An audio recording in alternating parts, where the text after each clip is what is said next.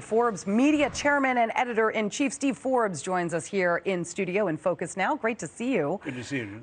Let's start with the good news because, you know, I like a little bit of a silver lining. Jobs are up, unemployment is down, or at least steady. What do you accredit that to? I think it's part of the recovery from the lockdowns. We still don't have the number of jobs that we had before COVID-19 shut everything down, but we're still making progress. I think we'd have made more progress if they hadn't put artificial barriers in the way. For example, on the energy front, artificially raising the cost of energy, which means businesses are being squeezed, which means they're not going to have the capacity to hire more people in the future. Yeah. And so those are self-inflicted wounds. So if the administration would just take a vacation and waging war against commerce, they could come back in 6 months and look like heroes, but they just can't resist the temptation of muddy things up. Yeah, no, I know. The unemployment rate is actually at pre-pandemic levels, which is amazing. But unfortunately, we are suffering from major inflation, pain at the pump, and Americans are sick and tired of it.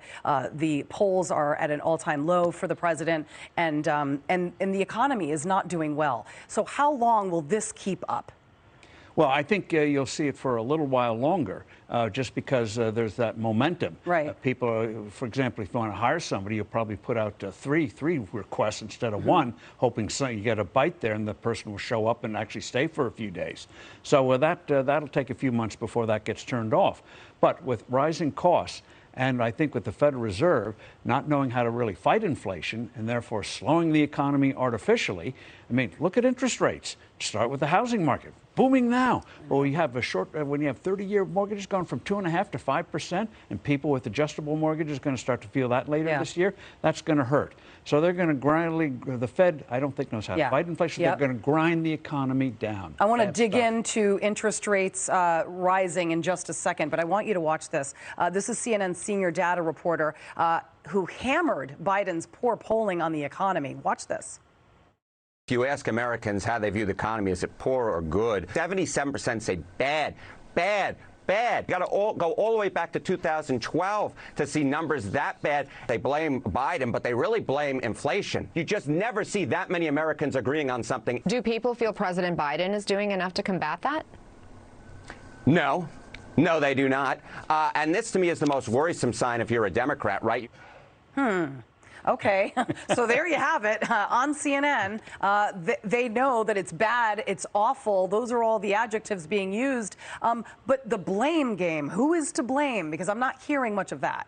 Well, the administration's really started the blame game. First, they try to say it's all Vladimir Putin's fault. And then they're going to be pointing fingers, as they are, at oil company executives, food producers, and others out there, drug manufacturers and the like. Everyone but them. In that book, Inflation, which we just came out with, we point out that Let's hold this up, since you mentioned it, because I was gonna, but you beat me to it. So here's the book, by the way, Inflation. But one of the things we point out is thank you very much. You're welcome. Is that governments for centuries, when things go wrong, they look for scapegoats, as this administration is. In Roman times, they blamed the Christians. In medieval times, it was witches.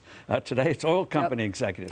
But the real villain is twofold. One, the administration is hurting the recovery from the COVID. Right. And two, the Federal Reserve created too much money, lowered attacked the integrity of the dollar. Now they're trying to clean up the mess they created. Yeah. No, the one thing I hate the most, and I don't mean just for elected officials, but just people in general, accept responsibility. Take responsibility for your mistakes and your actions. Accountability, that is the most important thing. I want to take a look at the markets. Yesterday, the carnage was a disaster. Basically, let's take a look at the Dow, because yesterday it fell about 1,000 points. And right now it's holding relatively steady.